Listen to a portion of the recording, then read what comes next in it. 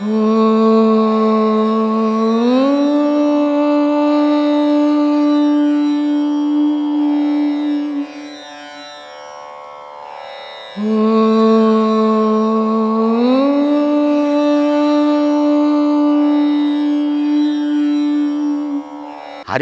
உருவானது ஆன்மீகத்திலிருந்து தான்.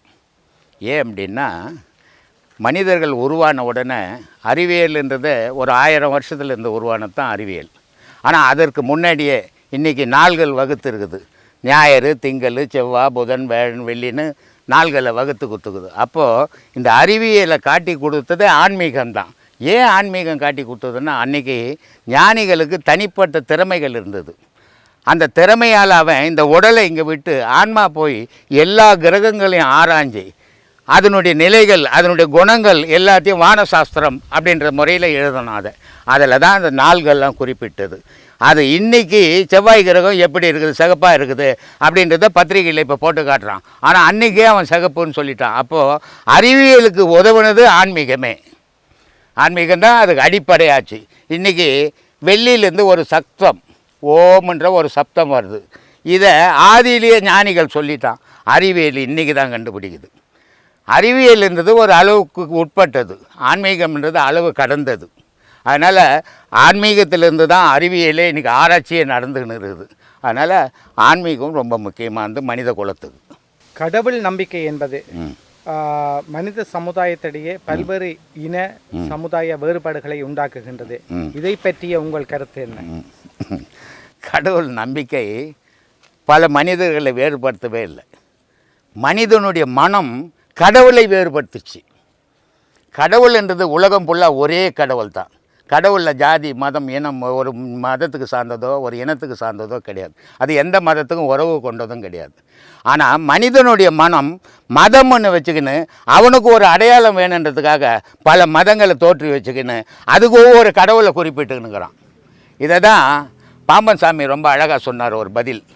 என்ன சாமி, நீங்கள் முருகர் தான் கடவுள்ன்றீங்க, மற்றவங்கெல்லாம் சிவன் கடவுள்ன்றாரு, இன்னொருத்தர் அம்பாள் கடவுள்ன்றாரு, இன்னொருத்தர் மகாவிஷ்ணு கடவுள்ன்றாரு. இதில் யார் சாமி கடவுள் அப்படின்னு கேட்கும்போது அவருக்கு சொன்னார், அண்டமாய் அவனியாகி அரியன பொருளுமாகி தொண்டர்கள் குருவுமாகி துகிலாறு தெய்வமாகி என் திசை போற்றி நின்ற என் அருள் ஈசனான திந்திரல் சரவணத்தான் தினமும் என் சிரசை காக்கினார். உலகம் ஃபுல்லாக ஒரே கடவுள். அவன் மனம் எந்தெந்த பேரை விரும்புதோ அந்தந்த பேருக்கு வச்சுக்கிறான். ஆனால் கடவுள்ன்றது ஒரு பொருள் பாடணும். அதனால் கடவுள் மனுஷனை வேறுபடுத்தலை, மனுஷன் கடவுளை வேறுபடுத்திக்கணும். ஐயா, பித்ருக்கள் தோஷம் உண்மையா? அதுக்கு என்ன தான் தீர்வு? கற்பனை. பித்ருக்கள் என்றது ஒரு மனிதனுடைய ஆன்மா உடலை விட்டு பிரிஞ்சதுன்னா அது வேறு உடல் எடுக்காமல் அது இயங்க முடியாது, சொந்தமாக இயங்காது. அப்போது அது பிறந்து இறந்த உடனே மறுபடியும் வேறு உடலை தேடி எடுத்துக்கும். அப்புறம் நம்ம பித்ருக்கள்ன்றதுக்கு நம்ம செய்கிற பூஜை புனஸ்காரங்கள் எப்படி அந்த பித்ருவுக்கு போய் சேராது. ஏதாவது அட்ரஸ் இருக்குதா அதுக்கு தெரியாது. ஆனால் அது ஏன் வச்சுருக்குது அப்படின்னா அதுக்கு ஒரு காரணம் இருக்குது.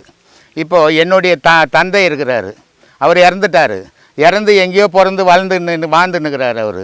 ஆனால் எங்கள் தந்தைக்கு நான் அந்த பித்ருக்கள் தோஷம் சாங்கியம் செய்துன்னுக்கிறேன். இது ஏன் செய்கிறேன்?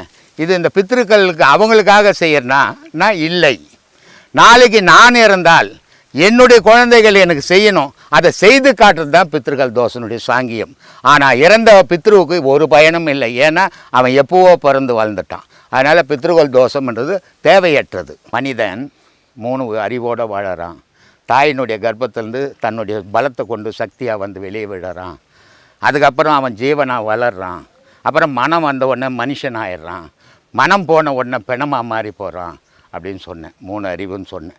அப்போது இந்த மனிதனுடைய நிலை என்ன ஆகுதுன்னா இந்த 3க்குள்ளவே திரும்பி வாழறோம். அப்போ மனம் போனால் பிணம். அப்போ அந்த பிணத்துக்கு என்ன பண்ணுறான், பாடின்னுட்டான். ஏன்னா பாடின்னா ஏக்கம் இல்லை. அப்போது இதை ஏற்கிறது இந்த உடல் இல்லை அப்படின்றதையும் உணர்றதில்லை யாரும் இருக்கிறவன். உள்ளகிற பொருள் தான் இயக்குது அப்படின்னு இவனுங்களுக்கு நினைக்க தெரியல. அதனால் இந்த உடல் தான் நான் சுற்றுறான். ஆனால் இந்த உடல் ஊர்ந்த உடனே இது விழுந்து போச்சு, இது ஏன் இயங்கலை அப்படின்னு வருத்தப்படுறான். அப்போ அதுக்கு ஒரு பேர் வைக்கிறான், பாடி. எப்போ எடுக்கிறீங்க பாடி, எப்போ அடக்கம் பண்ண போகிறீங்க அப்படின்ட்டு அஞ்ஞானிகளுக்கு அது ஒரு பழக்கமாக வச்சுக்கினாங்க. அதனால் அதை பாடின்ட்டாங்க. உள்ளே இருக்கிற வரைக்கும் மனுஷன், ஏன்னா மனம் இருந்தது, செயல் இருந்தது. செயல் போச்சு, மனம் போச்சு, செயல் போச்சு, அது பொணமாயிடுச்சு. அதனால் அதை பொணம்னு மாற்றிக்கினாங்க. ஏன்னா ஒரு சாகு வீட்டுக்கு போனீங்கன்னா அந்த இறந்த பாடியிலேருந்து காற்று அந்த உடல் அதுதான் அவ்வை ரொம்ப அழகாக சொல்லும். மயிர்கால் முழுதும் மாய்கின்ற வாய்வை உயிர்ப்பின்றி உள்ளே வை. அப்போது இந்த மயிர் ரோம துவார வழியெல்லாம் காற்று வெளியே வருது. அப்போது 9 காற்றுகள் உயிர் பிரியும் போது போயிடுச்சு, ஒரு காற்று உள்ளே வேகுது. அந்த காற்றுக்கு பேர் அர்ஜுனன், பார்த்திபன், காண்டீபன் அப்படின்னு அதுக்கு பல பேர்கள். அது என்ன பண்ணும் அப்படின்னா அதை வீங்க செய்து அதை வெடிக்க வச்சு தான் அது வெளியே போகும். அப்போது அதுலேருந்து வர அந்த வெப்பு நீரை நம்மெல்லாம் தொட்டுக்கிறோம். தொட்டுக்கும் போது அதில் கிருமி நாசி இருக்குது. அந்த கிருமி இருக்குது, அதனால் வீட்டு உள்ளே வராத, குளிச்சுட்டு வா அப்படின்னு சொல்கிறது முறை. ஆனால் தொட்டதால் தீட்டுன்றதே ஒன்று கிடையாது. ஏன்னா அம்மா வயிற்றுலேருந்து தீட்டு போயிருந்துன்னா நீங்களும் இல்லை நானும் இல்லை. 10 மாதம் ஒவ்வொரு தாய்க்கும் தீட்டு நின்னதால தான் ஒவ்வொரு உடலும் இருக்குது. அதுதான் மந்திரம் சொல்லுது, அதுதான் ஜபம் வந்து, அதுதான் ஞானி ஆகுது, அதான் ஞானி ஆகுது. அப்போது முழுமையான 10 மாதம் தீட்டு தான் ஒரு மனிதன். இது இறந்ததுக்கப்புறம் இந்த வெப்பு நீர் வெளியே வரும்போது அதை தொட்டுக்கணும், வீட்டு உள்ளே வராத, குளிச்சுட்டு வா, இதனால் வச்சுது அதை தீட்டுன்னு ஆக்கி வச்சுக்கினாங்க. தவறு அது. பேய் பிசாசு சரி என்று சொல்லுகின்றார்களே, சரி, அது அதை பற்றி உங்கள் கருத்து? மனத்தினுடைய பயம். பேய்ன்றதும் ஒன்று கிடையாது, பிசாசுன்றதும் ஒன்று கிடையாது. பேய்ன்றது எது, பிசாசுன்றது எது? இவன் இறந்தவன் தானே பேய் ஆகிறான், இறந்தவன் தானே பிசாசு ஆகிறான். இவன் இறந்தவன் தான் பிறந்துட்டானே, அப்புறம் பேய் எது பிசாசு எது? மனத்தில் உள்ள பேய். அதனால் மனம்தான் பேய் இவனுக்கு. அதனால தான் சொன்ன அகப்பை சித்தர், காசிக்கு போனாலும் அகப்பை, கருமம் தீராதே அகப்பைன்னா. நீ காசிக்கு போய் கடலில் கங்கையில் முழுகுனீனாட உன் மனசில் இருக்கிற பேயை வெளியே விடாத, உனக்கு புண்ணியம் கிடைக்காதானா. அப்போது பேயின்றதே மனம்தான். மனத்தை சீர் பண்ணிட்டுனா பேயும் இல்லை பிசாசும் இல்லை. கடந்த 4 தசாப்த காலமாக ஈழ மக்கள் மிகவும் இன்னல்களுக்கு உள்ளாகி இருக்கின்றார்கள். சரி, அவர்களுக்கு நீங்கள் கூறும் ஆறுதல்? இது ஒரு மனிதன் அழித்து வாழக்கூடாது. ஏன்னா மிருகங்கள் தான் ஒன்று அடித்து ஒன்று வாழ்ந்து பழக்கம். மனிதன் என்றவனே ஒருவனுக்கு ஒருவன் உதவி செய்து ஒருத்தவன் ஆதரித்து செய்கிறது தான் மனித இனமே. ஆனால் தற்போது இலங்கையில் நடக்கிறது, ஒன்று அழித்து ஒன்று வாழணும்னு நினைக்கிறது மிருகத்துக்கு சமமாகிடும். அன்பு மட்டும் அங்கே செலுத்தினால் மனிதர்கள் எல்லாரும் அனைவரும் ஒற்றுமையோடு வாழலாம். ஆண் பெண் ஜாதி மதம் கடந்து, அதுதான் நான் ஆரம்பத்துலேருந்தே சொல்கிறேன். இந்த வேறுபாடு மனசில் உருவாச்சுன்னா பகை உருவாகுது, அன்பு உருவாச்சுன்னா அனைவரும் ஒன்றுன்னு உருவாகுது. இலங்கை மக்கள் அனைவரும் எந்த ஜாதின்னு பார்க்காம எல்லாரும் மனிதர் என்ற எண்ணத்தோடு வாழ்ந்தாங்கன்னா சந்தோஷமாக வாழலாம், எல்லாரும் நல்லா இருக்கலாம், யாருக்கும் துன்பம் இல்லாத வாழலாம். அதை பின்பற்றணும், அதான் என்னுடைய ஆசை. இப்போது நிறைய புராணங்கள் நம்ம வீட்டில் படிக்கிறாங்க. சரி, இந்த கருட புராணம் மட்டும் படிக்கக்கூடாது அப்படின்ட்டு சொல்கிறாங்க, படித்தா ஏதாவது ஆகிடும் அப்படின்னு. சரி, அதுக்கு எதுக்கு எழுதி வைக்கணும் அந்த புராணத்தை? படிக்கக்கூடாததை ஏன் எழுதி வைக்கணும்? எல்லாரும் படிக்கணும் தான் எழுதுனாங்க. இவன் பயத்துக்குனால இவனை படிக்கூட அப்படின்னு எதனா ஒன்று படிச்சுனே இருப்பான். இவன் ஊரில் ஒரு ஆயா வயசாக இருக்கும், இவன் ஆயா 70 வயசு இருக்கும், அது செத்து போயிருக்கும். கருட புராணம் படிச்சு எங்கள் ஆயா செத்து போச்சு, இனிமேல் கருட புராணமே படிக்கக்கூடாது அப்படின்டுவான். இந்த மாதிரி சம்பவங்கள் எழுதப்பட்ட எழுத்து அத்தனையும் படிக்கிறதுக்காக எழுதப்பட்டது தான். இது படிக்கலாம் அது படிக்கலாம் இல்லை, எதை ஒன்றா உனக்கு எது பிடிக்குதோ அதை படிக்கலாம். இதில் இதுதான் படிக்கணும் அதுதான் படிக்கணும்னு ஒன்றும் சட்டமே கிடையாது. மனசை பொறுத்து தான் சாமி. நான் படிக்கிறது நல்லது அப்படின்னு நீ நினச்சிட்டேன்னா அது படிக்கிறது நல்லது தான். இப்போ அந்த ஐயோ இது ஆபத்தானதுன்னு நினச்சிக்கினே படிச்சுன்னா அது ஆபத்து தான். அதில் நிறைய கெட்ட விஷயங்கள் கூறப்பட்டிருக்கோ? அப்போது கெட்ட விஷயம் எல்லாத்துலேயும் இது எதில் இல்லை? பகவத்கீதையில் இல்லையா கெட்ட விஷயம்? மகாபாரதத்தில் இல்லையா கெட்ட விஷயம்? ராமாயணத்தில் இல்லையா கெட்ட விஷயம்? எல்லாத்துலேயும் கெட்ட விஷயம் இருக்கும். நீ நல்ல விஷயத்தை எடுத்துக்கோ. கெட்ட விஷயத்தை உனக்கு எதுக்கு? நல்லவனுக்கு. கெட்டவன் எடுத்துக்கிட்டாத்த. அதனால நம்ம எடுத்துக்கிறது அதுதான் சொன்னேன், உன் மனசு பக்குவப்படுறதை பொறுத்துக்குது அது. நீ மனசு பக்குவப்படணும் அப்படின்னு சொல்கிறீங்க. சரி, இந்த உள்ளத்தில் இந்த நான் என்கின்ற அகந்தை போக்கணும்னா நம்ம எப்படி நடக்கும்? என்னமே போகவே போகாது. அது உங்ககிட்டேருந்து மட்டும் உருவாகல, உங்கள் அப்பா கிட்டேருந்து வந்தது, உங்கள் அம்மா கிட்டேருந்து வந்தது. அது எப்படி ஒரு நாள் எடுத்து போட்டுற முடியாத? அது உள்ளுக்குள்ளே ஊறி போய்க்குது உடம்பெல்லாம். அது எப்படி எடுத்து போடுவேன்? அதுக்கு ஒரு நல்ல குரு கிட்ட போய் குரு சொல்கிறபடி செய்துக்கினே இருந்தீங்கன்னா நாளடைவில் அது அழிஞ்சிடும். அதுவும் ஒரு நாள் 2 நாள் 1 மாதம் 2 மாதத்தில் அழியாது, காலப்போக்கில் அழிஞ்சிடும். அது நான் என்ற அகங்காரம் வேற, நான் என்ற பொருள் வேற. இது ரெண்டுக்கும் வித்தியாசம் இருக்குது. நான் என்ற பொருள் இருக்கிற வரைக்கும் தான் நீ என்ற பொருள் இருப்ப, நீ என்ற பொருள் இருக்கிற வரைக்கும் தான் நான் என்ற பொருள் இருப்ப. நான் என்றது ஒன்று இல்லைன்னா நீ என்றது ஒன்று இல்லை இல்லையா? அப்போ நான் என்றது ஆன்மா. அந்த நான் இருக்கிற வரைக்கும் தான் நம்ம நடமாட்டோம். ஆனால் அந்த நானில் அகங்காரம் சேர்ந்ததுன்னா அடுத்தவனை பாதிப்புக்கு உள்ளாக்கும். அந்த அகங்காரம் சேர விடக்கூடாது. இது நமக்கு எதுக்கு? அடுத்தவன் வாழ்ந்தான்னா செத்தா நமக்குன்னா, அவன் நல்லா இருந்தா நமக்குன்னா, கெட்டு போனா நமக்குன்னா, நம்மளா இருக்கலாம் அப்படின்னு இருந்துட்டால் அகங்காரம் அழிஞ்சிடும். எது செய்தாலும் நான் தான் முன்னேன்னு போனால் அகங்காரம் உச்சத்தில் நிற்குதுன்னு அர்த்தம். அதனால அந்த அகங்காரம் உனக்குள்ள இருக்கிற வரைக்கும் 4 இடத்துல அகங்காரம் நல்ல பேர் வாங்கி கொடுக்கும். அவரை மாதிரி தைரியசாலி யாரும் இல்லைப்பா, எது இருந்தாலும் அவர் வந்து செய்வார்ப்பா அப்படின்னு ஒரு இடத்துல அசிங்கப்படுத்திடும். அதோட வாழ்க்கையில் எழுந்துக்க முடியாதாக்கிடும். அதனால அகங்காரம்ன்றது அழிவை உண்டாக்கக்கூடியது, அடுத்தவனை ஏளனப்படுத்தக்கூடியது. அது இருக்கக்கூடாது, அதை அழிச்சிடுங்க. அன்பு வளரட்டும், அது அடுத்தவனுக்கும் நல்லது, உனக்கும் நல்லது. அன்புல தான் கடவுள் இருக்கிறான், அகங்காரத்தில் நீ இருக்கிற. அதனால கடவுளை உனக்குள்ள வர வச்சுக்கோ, உனக்குள்ள இருக்கிற அகங்காரத்தை வெளியே தேத்திட்டு உன் வாழ்க்கை சுபிட்சமாக இருக்கும். சொல்லுங்க. நன்றி சாமி. நம்மளோட முற்பிறவியை வந்து அறிய முடியுமா சாமி? முடியாது. ஒருத்தர் வந்து ஒரு சத்குருன்னு சொல்லிட்டு இருக்காரு, எனக்கு முற்பிறவி என்னால் அறிய முடியாது அப்படின்ட்டு மக்கள்கிட்ட சொல்லியிருக்காரு. சரி, இப்போ உங்களோட நிலைப்பாடு என்ன சுவாமி? நான் கூட ஒரு 10 பேர் போன பிறப்பது இல்லை, ஒரு 20 பிறப்பது கூட அறிஞ்சிருக்கிறேன். நான் கூட சொல்லின்னுக்கலாம். காட்ட முடியுமா? முடியாது. அப்புறம் ஏன் புழுவணும்? இந்த மாதிரி பொய்யெல்லாம் நான் பேசுறதில்லை. ஏன்னா முற்பிறவினுடைய நிலை எனக்கு தெரிஞ்சதுன்னா, நான் ஏற்கனவே ஒரு வீடியோவில் சொன்னேன். சிங்கப்பூரில் வந்து ஒரு கணவன் மனைவி வீட்டுக்கு வந்தாங்க. கணவன் சொல்கிறாரு, நான் பாதி ஆன்மீகவாதிங்க அப்படின்னாரு. ஓ, ரொம்ப சந்தோஷங்க அண்ணன். பாதி ஆன்மீகவாதி எப்படிங்கிறார் தெரியுமா? கை நிறைய கவுறு கட்டிங்கிறாரு, அதில் ஒரு பிரேஸ்லைட் போட்டுங்கிறாரு, கழுத்தில் ஊறுபட்ட கொட்டை போட்டுங்கிறாரு, அதில் ஒரு செயின் போட்டுங்கிறாரு. இவர் ஆன்மீகவாதியாம். சரி, நான் மாதம் ஒரு 50 பேரை இமயத்துக்கிட்டுன்னு பாருங்க, சிவபெருமான் அங்கே உட்காந்துக்கிறாரு, பாத்தியப்பா இப்போ நான். இது வந்து டூர் போயின்னுக்கிறீங்க, இது ஆன்மீகன்ற பேர் இல்லைப்பா இதுக்கு அப்படின்னு சொல்லிட்டு போனேன். அவர் சொல்கிறார், எங்கள் சம்சாரத்துக்கு ஒரு சந்தேகங்கன்னாரு. என்னப்பா சந்தேகம்னா? இல்லை சாமி, நான் போன பிரிவில் என்னவா இருந்தேன்னு தெரிஞ்சுக்கணும் அப்படின்னு என்கிட்ட கேட்டாங்க. நான் சொன்னேன், போன பிரிவில் ரோடாக பிச்சை எடுத்தம்மா, போய் எடுக்கிறியாம்மான்னு. இல்லை எடுக்க மாட்டேன்னு. ஏன் எடுக்க மாட்டேன்? போன பிரிவில் அதான் நான் இருந்தேன், இப்போ செய்யாத செய்ய மாட்டேன்ற. ஏன்? சிங்கப்பூரில் 2 பிள்ளைங்க நல்ல வசதியாக இருக்கிறீங்க, அதனால பிச்சை எடுக்க மாட்டேன்ற. சரி, அதை விட வசதியான வேலை ஒன்று இருக்குது. போன பிரிவில் சாம்பராஜ உடையாருக்கு தங்கச்சியாக இருந்தேன், போய் பாகங்கள்மா மைசூரில் இருந்தேன். இல்லை கேட்க முடியாது. அப்புறம் எதுக்கு போன பிரிவி இந்த பிரிவியை பற்றி பேசுகிறேன்னு? இப்போ பிறந்துட்ட, சாக போகிற, இந்த இடையில என்ன செய்யணும்னு யோசி. போன பிரிவி அதுக்கு முன் பிரிவிலாம் தெரிஞ்சுக்கணும். என்ன பண்ண போகிற நீ? ஒன்றும் பண்ண முடியாது. இறைவன் வந்து பேரறிவாளர். ஒரு உடலில் இருக்கும்போது இருக்கிற நினைவு உன் உடலை விட்டு உயிர் பிரிஞ்ச உடனே அந்த நினைப்பு அந்த உடலோடு அழிஞ்சுது. ஆமாம், அந்த நினைப்பு இருந்துச்சுன்னு சொன்னால் உலகம் இந்நேரத்துக்கு நீ நான் இங்கே உட்காந்துக்க மாட்டேன், உலகமே இருந்திருக்காது, அழிஞ்சு போயிருக்கும் விபரீதமாய்.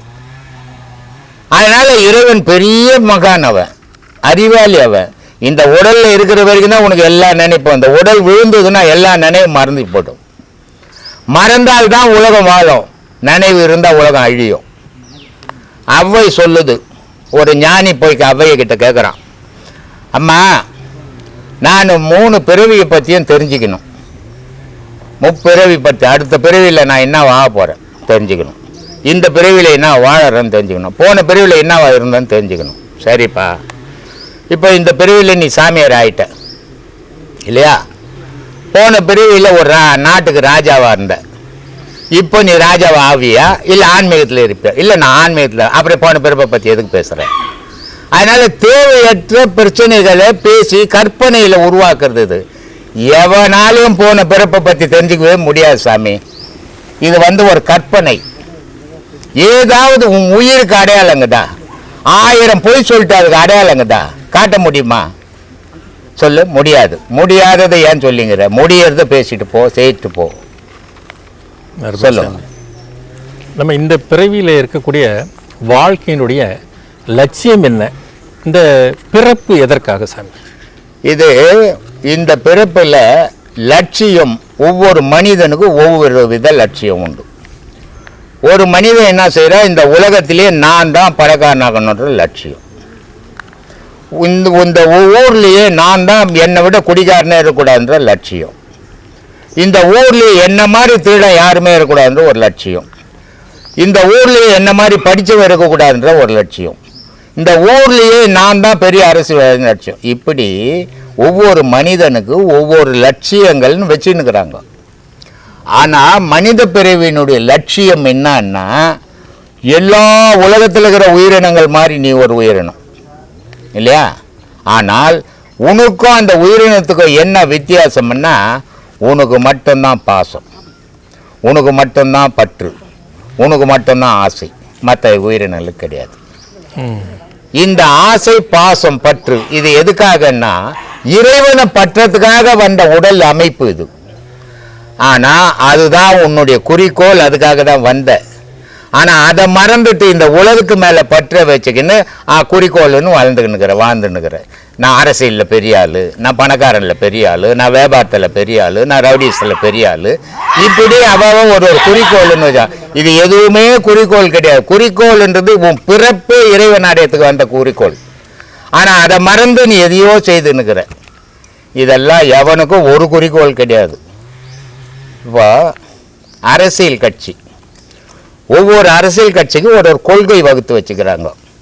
அப்போ அந்த அரசியல் கட்சி என்ன பண்ணும்? அவன் கொள்கைப்படினா தனித்து தான் நிற்கணும். கூட்டணி சேர்ந்தா கொள்கை இருக்குதா? இல்லை இல்லை. அப்போ எந்த அரசியல் கட்சிக்கும் கொள்கை இல்லை. ஆனால் மேடை ஏறி கொள்கை கொள்கை கொள்கைன்னு பேசுவோம். அது மாதிரி இவன் குறிக்கோள் குறிக்கோள் குறிக்கோள், ஒரு குறிக்கோளும் கிடையாது இவங்ககிட்ட. இதான் சாமி வித்தியாசம்.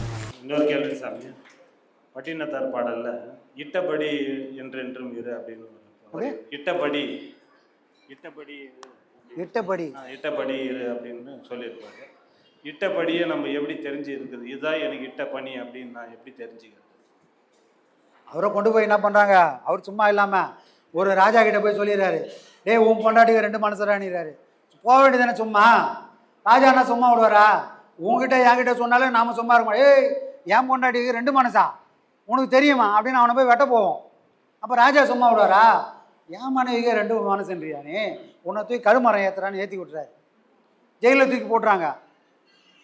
ஆனால் மரம் ஏற்றும் போது இவர் என்ன வேண்டுறாரு?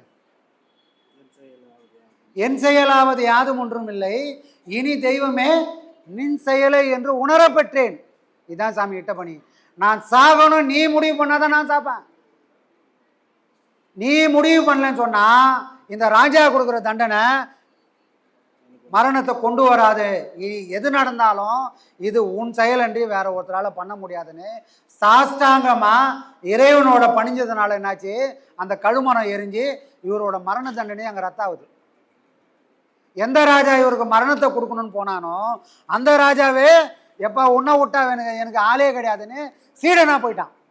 இதுக்கெல்லாம் காரணம் எது? நீ செய்யறது மட்டும்தான் உலகத்தில் நடக்கும், எந்த மனுஷனாலையும் எனக்கு எந்த ஒரு தீங்கும் நடக்காதுன்னு சாஸ்தாங்கமா பணிஞ்சதோட விளைவு சாமி. இட்ட பணி.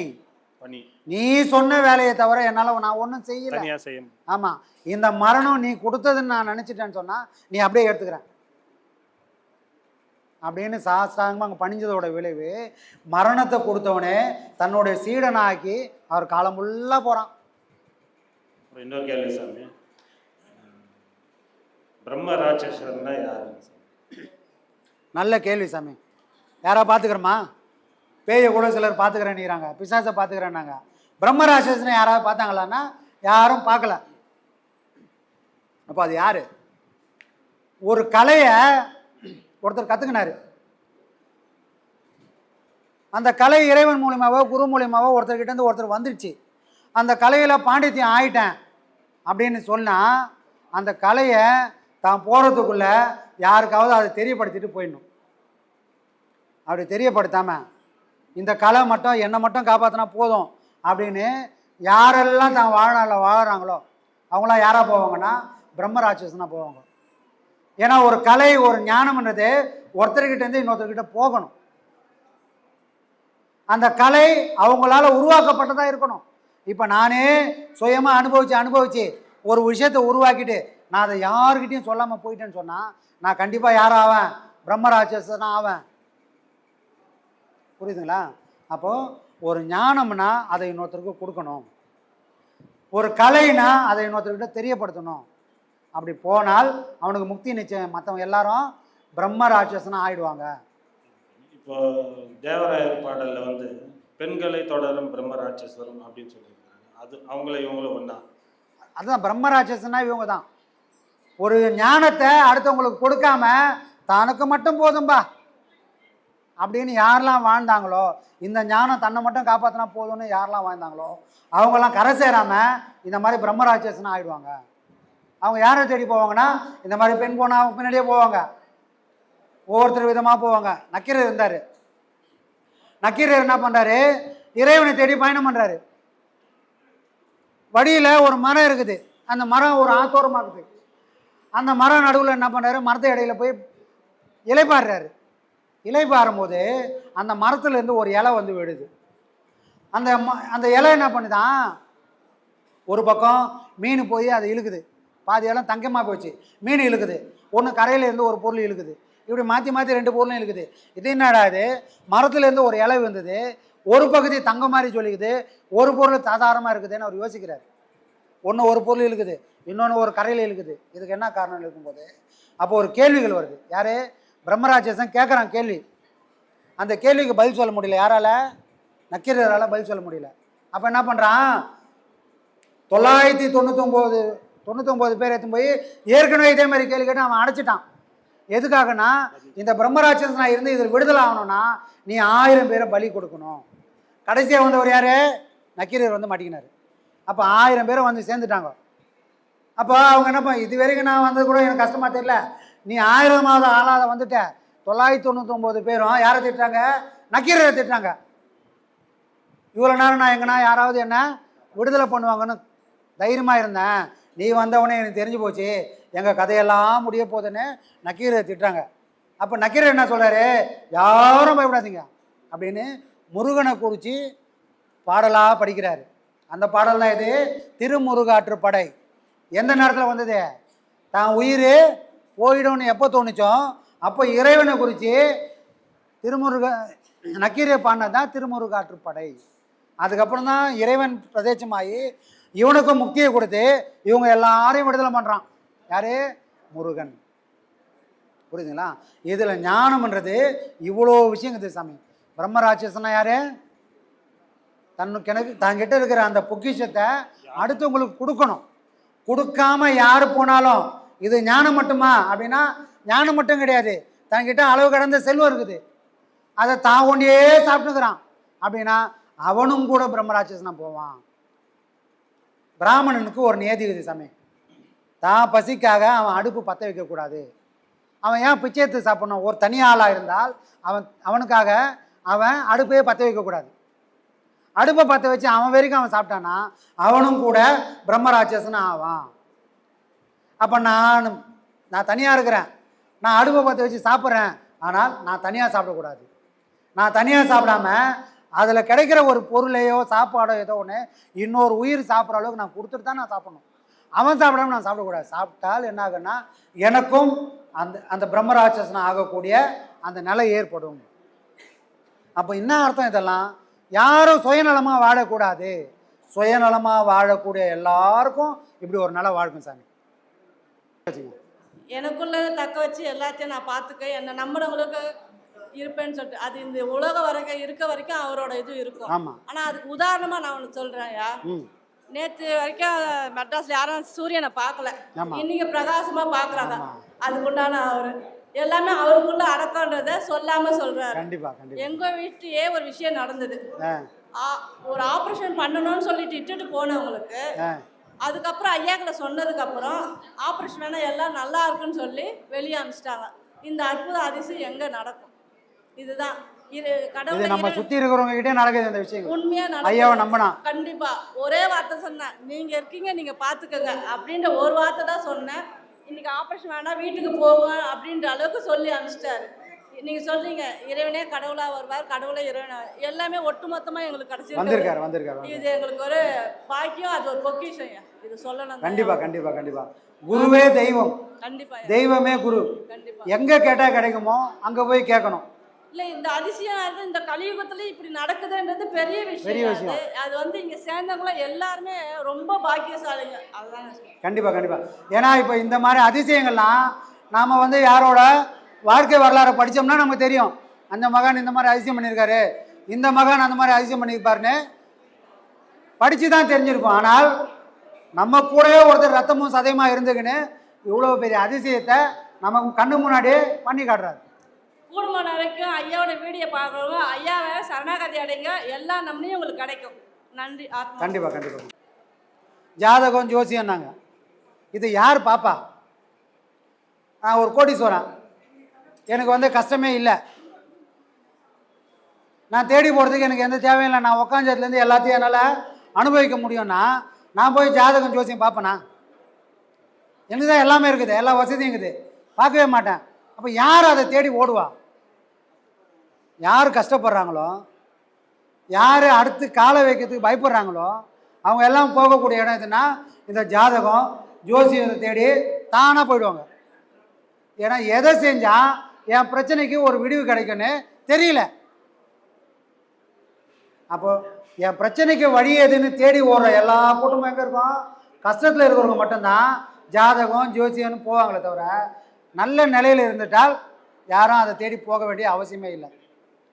அதனால தான் முதல்ல அறிகுறி என்ன பண்ணுவாங்க, டாக்டர்கிட்ட போய் ஐயா எவ்வளோ செலவானாலும் இவரை காப்பாற்றுறீங்கன்னா முடிஞ்சு போச்சு கதை, அவர் செத்துட்டா கூட செலவு பண்ணிக்கினே இருக்க வேண்டியது தான். அதே மாதிரி ஜோசியக்காரர்கிட்ட போயும் ஐயா என் பிரச்சனை இவ்வளோ இருக்குது, எவ்வளோ செலவானாலும் பண்ண பரிகாரம் பண்ண நினச்சிட்டேன்னா பரிகாரத்துக்கு அளவில்லாத போயிடும். அப்போது இந்த மாதிரி துன்பத்திலும் துயரத்திலும் இருக்கிறவங்க என்ன பண்ணணும் அப்படின்னா தெய்வத்தை நம்புங்க. தெய்வத்தை மீறி ஒரு சக்தி நம்மளை காப்பாற்ற போகிறது இந்த உலகத்தில் யாரும் கிடையாது. அப்போ தெய்வத்தை முழுமையாக நம்பிக்கின்னு இந்த ஜாதகம் ஜோசியம் பக்கம்லாம் போகாமல் தெய்வமே கதின்னு இருந்தீங்கன்னா கூடிய சீக்கிரம் துன்பத்தில் இருந்தோம் துயரத்தில் இருந்தோம் நம்ம வெளியாகிறதுக்கான வழியை அந்த இறைவனே கண்டிப்பாக காட்டி கொடுப்பான். ஏன்னா எந்த ஜோசியத்துலையும் விமோச்சனம் கிடையாது. இப்போ ஜாதகத்தில் வந்து கேது வந்து 12 இருக்கிறாரு, அப்போ அவர் முக்தி அடைஞ்சிருவார். ஜாதகத்தில் கேது 12ஆம் இடம் வந்தால் அவ்வளோதான், இதுக்கப்புறம் அவருக்கு பிறவியே இல்லை அப்படின்னு ஜாதகம் சொல்லும். அந்த மாதிரி ஜாதகத்தை நிறைய பேர் பார்ப்பாங்க, ஆனால் அந்த மாதிரி யாராவது முக்தி அடைஞ்சாங்களான்னா யாரும் கிடையாது. அப்போ ஜாதகம் ஜோசியம்லாம் நம்மளோட அவசரத்துக்கு ஆத்திரத்துக்கு பயன்படுத்தலாமே தவிர அதை எப்பவுமே எந்த செயல் செஞ்சாலும் அது பின்னாடி ஓடலாமான்னா அந்த மாதிரி ஓடுறது மூடத்தனமாயிடும். ஒரு வீட்டில் ஒரு விசேஷம், ஒரு 4 நட்சத்திரம் பார்க்கணும், அதோடு அதை நிறுத்திக்கணும். அதுக்கு மேலே ஜாதகம் ஜோசியம்னு நம்ம போகவே கூடாது. இப்போ வந்து பாத்தீங்கன்னா நவராத்திரி டைம்ல வந்து நிறைய பேர் வீடுகள்ல கொலுவெல்லாம் வந்து வச்சுட்டு இருக்காங்க. அதுலயும் வந்து 2 மாதிரியான கொலுக்கள்னு சொல்றாங்க. சிலர் வந்து ரொம்ப மடியா ஆச்சாரமா அந்த கலசம்லாம் வச்சு பண்ணணும், சிலர் வந்து பாத்தீங்கன்னா அப்படியே வந்துட்டு கொலு வைக்கிறாங்க. இதுல எது சிறந்தது, எப்படி இருக்கணும்? வசதி தான் சிறந்தது. யாருக்கு எவ்வளவு வசதிக்குதோ அதுக்கு ஏற்ற மாதிரி அவங்க வைப்பாங்க. இப்போ கலசம் வச்சு அவங்க கொலு வைக்கிறவங்க அவங்க போய் 100 வீட்டுக்கு சொல்லுவாங்க. அந்த 100 வீட்டுக்காரர் வரும்போது அந்த 100 வீட்டுக்காருக்கு சாப்பாடு கொடுக்கணும், 100 வீட்டுக்காருக்கு ஜாக்கெட்டு கொடுக்கணும், இப்படி எல்லாம் செய்யணும். செய்கிற வசதி வேணும். காசு தான் அங்கே முக்கியம், கொலுவில் கொலு முக்கியம் இல்லை. அப்ப கொலு அப்படின்னா நீங்க என்ன சொல்வீங்க? அது ஒரு மன திருப்திக்கு செய்யறதுமா, மக்கள் ஒண்ணு சேர்றதுக்கு செய்யறது. அதனால கடவுளுக்கு அதுக்கு சம்பந்தமே கிடையாது. ஆனா அதுலயும் நிறைய விதிமுறைகள் சொல்றாங்க. இப்ப 3 இயர்ஸ் எழுதுனது ஊரு பட்டதை நம்ம எழுதி வச்சுக்கிறோம், 1 2 இல்லை, எண்ணவே முடியாத அளவுக்கு எழுதி வச்சுன்னுக்கிறோம். எவனுக்கு எவ்வளவு புரிஞ்சதோ அதுக்கேற்ற மாதிரி அவன் செய்துன்னுக்கிறான்.